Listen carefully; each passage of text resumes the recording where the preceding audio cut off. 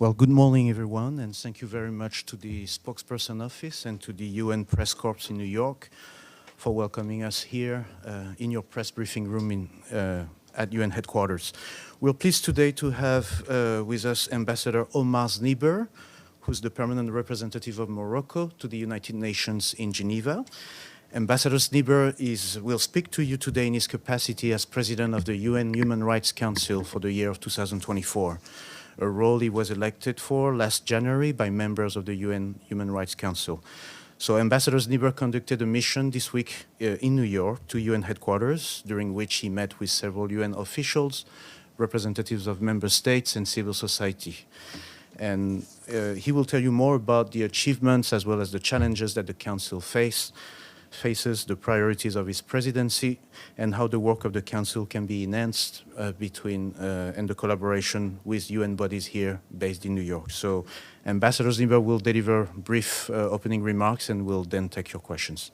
Monsieur l'Ambassadeur. Thank you very much, dear Mr. Pascal. I'm very happy to be with the representative of the press accredited to the United Nations here this morning in my capacity as current president of the Human Rights Council.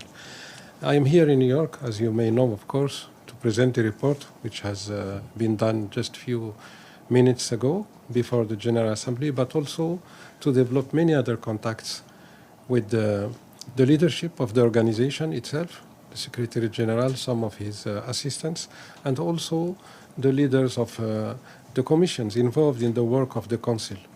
So I will just highlight some important points to you. The report is there, you can check it. And what I would like to say is the following. First of all, since the beginning of this year, we have been confronted with a difficult international environment, illustrated by various important crises, even wars in various regions in the world. So the fear, the concern was the impact of such crises on the effectiveness and on the action and the result of the Council. So the presidency was from the beginning giving and paying high attention to develop also dialogues to maintain the role of the Council, its credibility in front of such situation, which has been in a way or another reached, which means that the Council worked. It adopted, as you may know, almost over 90 resolutions and many other decisions. It has developed its normal dialogues, interactive dialogues and panels, and even we have introduced this year new thematics in our work. So this was very important to underline for you, so that the Council is in action, and it is delivering. And even if we check the number of the decisions which have been adopted, 3/4 of them were then adopted by consensus. And they are originating from cross-regional groups. I want to underline this because it means that all of us were attached to this important organ and its mandate. This is the first point I wanted to highlight. Secondly, what was important also during this year is to try to be in line with the realities of the world as it is. And this is why the presidency took some initiatives to introduce some debates according to the priorities I have announced for the presidency from the beginning of this year. We focused, for example, on the question of the climate change, its impact on health security, also food security. I have organized presidential discussions of high level, attended by various leaders of international organizations having knowledge and competence on these issues. And the outcome was some summaries. We did the same for the impact of artificial intelligence and new technologies on the enjoyment of human rights. We did that, and I will develop later on just, in few words, with New York, because in New York there was here this preparation of the Summit of the Future, the adoption of the Global Digital Compact. So we have considered that Geneva should contribute to that through the President of the Human Rights Council, which we did. We have sent important documents, summaries, I would say, report of these presidential discussions which took place with all the members of the council there.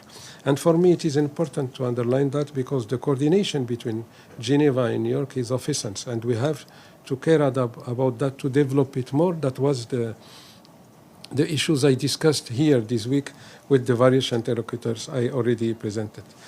The same efforts have been exerted to make the council oriented at the best towards the question of gender equality. It's a major issue. During my visits here in New York, I met with UN Women. We observed that there are a lot of pushbacks on that, and it is a fundamental issue for the Human Rights Council to deal with this matter. We have established a consultative board under the responsibility of the president, which composition is very interesting. If you would like to, pay attention to that, we have, of course, the membership, the civil society, but also various leaders of the ecosystem in Geneva, so that we can work in a comprehensive approach, but also in synergies between all the international and agencies involved in Geneva and that. The third point I wanted to present to you this morning, you know about, of course, here in New York, is that we are also crossing difficulties in terms of, our capacity of management and confronting particularly the lack of financement. If you check the activities of the Council, there is an increase due to the various initiatives of the delegations. The creations of mandates, the creation of activities of the Council are increasing, while the possibilities offered to us in terms of financing are decreasing. Or then it is a major issue. We have discussed this here in New York, as I said, with those in charge of the management, the financement, and we do hope that we can, find some solution, adapted solution, so that the Council and its mechanism particularly could play their role. Speaking about the mechanism, it's an important, of course, issue. We have done our best to support the role of the mechanisms, the special procedure mandates, to protect them from any kind of intimidation or reprisals, which we do. And because they are designated by the Council, that's their role, and myself as president, I have, of course, to play my role supporting them in their endeavors. So, all in all, that was the issues I wanted to present to you at introducing this press conference with you, and I am available for your questions, of course. Thank you, Mr. President. We'll now open the floor to questions. Yes, sir. If you could please introduce yourself, the media outlet you work for. Yes. Thank you, sir, for this briefing. I'm Joseph Klein from Canada Free Press. On April 4th, after receiving a report from the International Fact-Finding Mission on Iran that found substantial evidence of the regime's crimes against humanity and that noted the government's lack of cooperation and intimidation and harassment of victims, witnesses, and their families inside and outside of Iran, the Council simply extended that mandate, and I believe another, for the Special Rapporteur, for another year. So first I want to know if the Council had considered censoring Iran for its lack of cooperation, and if not, why not? And why didn't the Council unequivocally condemn the Iranian regime for its crimes against humanity, as it had done on that same date, April 4th, in condemning the Myanmar regime for its human rights abuses? Thank you. Thank you, sir. Well, of course, my role as president is also always to draw the attention of all those involved in the Human Rights Council. First of all, to respect the principle of cooperation. This is fundamental. And we privilege dialogue for such purpose. And we are always underlining the fact that, these mechanisms are there to find the best way. The decisions of the Council should be applied concerning any country involved in such the one you are referring to. So, as president, I did my best, even dialoguing with those involved in all that. So, but it is not my role to take any position or to make any declaration. I am supposed to be neutral and partial. It's up to the membership who decide on behalf of the Council. So, I mean, as President, I am here to draw the attention on the necessity of cooperation, and of course to remind all about the principle with which we are guided for to respect and promote and guarantee the human rights whenever and wherever in the world. Well, would you be willing to comment on my question in your national capacity? Just your government's opinion of this discrepancy. Thank you. Well, thank you very much, sir. You know, I'm here this morning, of course, in my capacity as President of the Human Rights Council. If you would like to know the position of my country, it is well known on the situation as in others. But here, I'm here to answer as President of the Human Rights Council, if you allow me. Yes, sir. Thank you, Ambassador. This is Abdel Hamid Siyam from the Arabic daily Al-Quds Al-Arabi. Ahlan wa sahlan. Tahiyati. Sir, is there any credibility left for Human Rights Council, for Security Council, for the GA, for the UN in general, when they see what's happening? For Security Council resolutions were not respected, for General Assembly resolutions were also disregarded, and the Human Rights Council as well, they attack the messenger, not the message. They've been after Francesca Albanese, after Navi Pillay, and they try to destroy their credibility. And the Human Rights Council had been investigating Israeli practices in the occupied West Bank for a long time. Remember the Goldstone report or the Shabazz report in 2014, wars afterward. As you see now, the Palestinian people are being annihilated, completely destroyed as the entity of the Palestinian. And yet the UN is still, you know, going with business as usual. Thank you. Thank you, sir. Well, I agree with you. I mean, the situation of the Palestinian people in Gaza particularly is a catastrophic one from the humanitarian point of view, from the situation as civilians. I mean, we are completely and fully aware of that. The Council is not inactive. We have taken many decisions on this issue, this year, and calling for first of the respect, of course, of the humanitarian international law, even the law, you know, the international law and the human rights laws. It has embodied on the decisions we have taken. Likewise, we have had many debates with the holders, the mandate holders in charge. You refer to the Commission of Inquiry, you refer to the Special Rapporteur. We had these debates, and the attention was drawn, you know, to the necessity, first of all, and the Council called for that, to stop the war. So we are not inactive. I mean, a lot of things, and myself, I have been involved in these discussions very closely, you know. So the credibility of the Council is not really questioned on this situation. This is the responsibility of the global community. We have had also dialogues with the High Commissioner himself on this issue. He expressed, because he is also an important, figure of the United Nations system, he made many declarations on that. So we have to care about the victims, all the victims of this war. This is important for us. I mean, and as a council, we have in-depth dialogue, I mean, during all the sessions of the council on this matter. So it is a concern. I concur with you.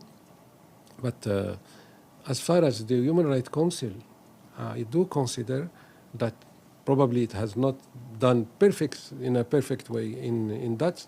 We can have a subjective approach, but the Council, in my view, has done something significant, trying to call the attention for necessity of stopping the war, trying to call and invite, according to the international obligation, the full respect of humanitarian international law.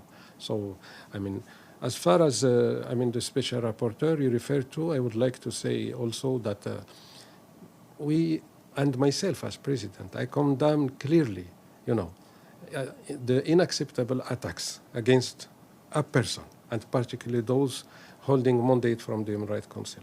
Likewise, I do consider that the role of the special procedures as a whole, is to serve the Council, the purposes of the Council, and within respecting strictly, vigorously their own mandate. This is the role. I had discussion on that. For me as president, I can say that what is important is that all in all, any action, they are independent. We know that the special procedures are independent. They have their margin of maneuver.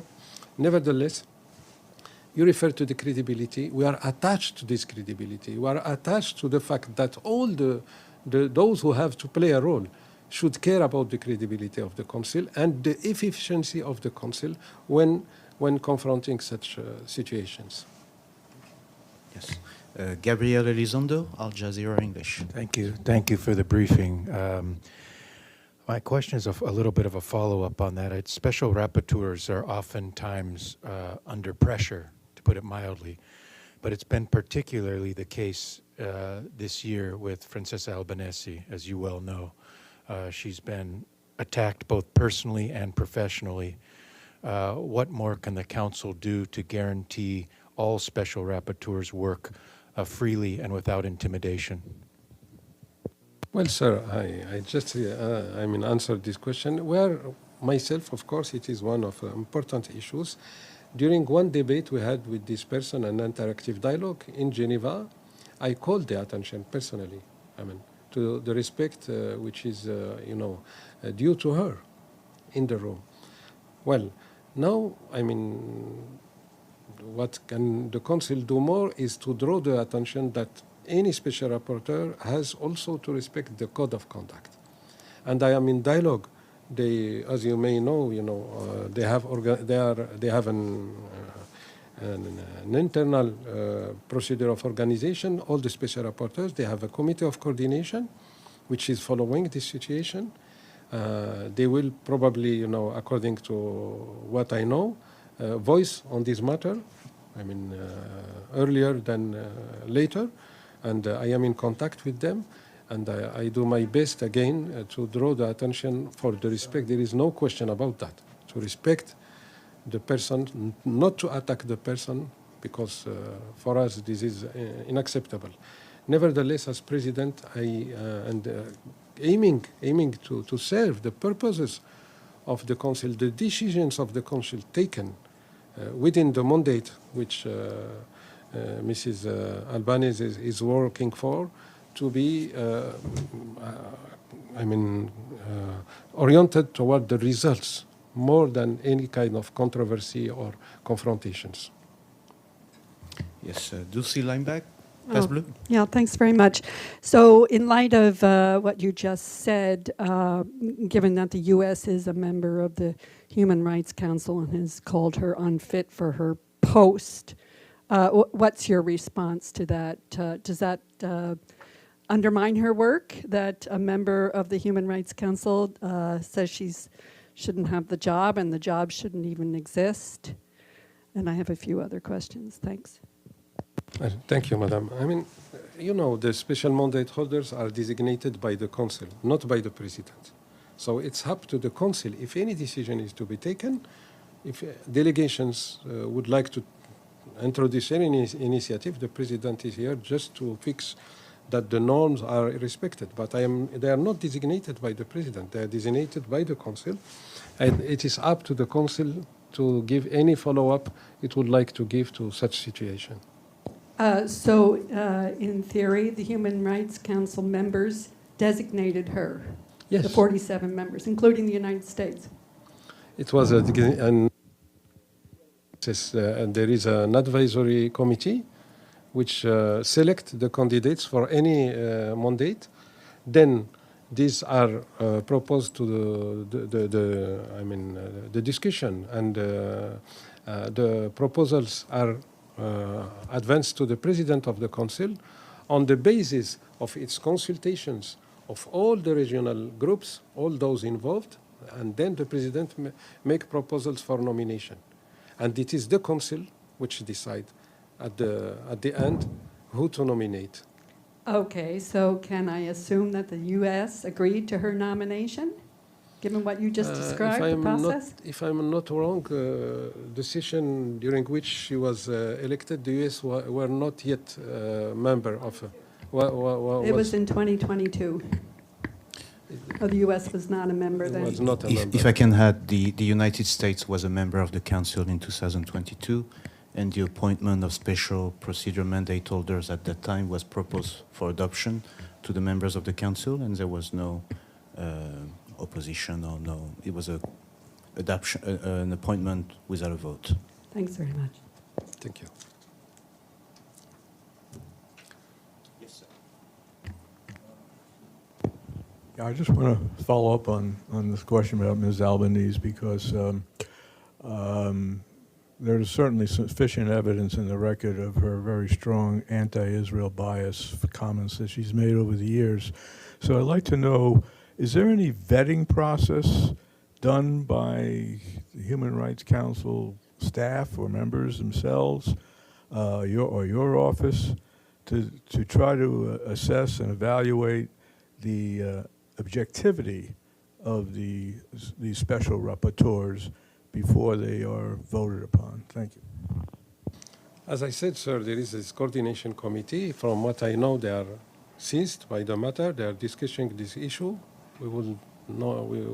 It is an informal committee. I mean, they are discussing this matter. And as I said, I mean, myself as president, my attention has been drawn. I did what I had to do also, going this way that, to call for the respect of the rules, the code of conduct, the rules, and the mandate, precise mandate, any special mandate holder has for fulfilling its tasks. This is what is important, I mean. Now, if delegations, if membership wants to take any initiative, I mean, it's up to them, I mean, to discuss this issue. But as president, we have, by principle, saying that there is a framework in which any special rapporteur is working in, it should be respected. It should not be. But just to drill down a little bit, wouldn't it make sense for this process to include some assessment of the objectivity, as much as possible, a lack of strong bias, one way or the other, with respect to the subject of the special rapporteur's report? Wouldn't that make sense? And if that's not done, just as a matter of course, why not? Well, I mean, let me probably, widen my answer to you, sir. I mean, as president of the council, I have involved myself in fighting against any kind of hatred speech, any kind of discrimination. These are fundamental principles of the council.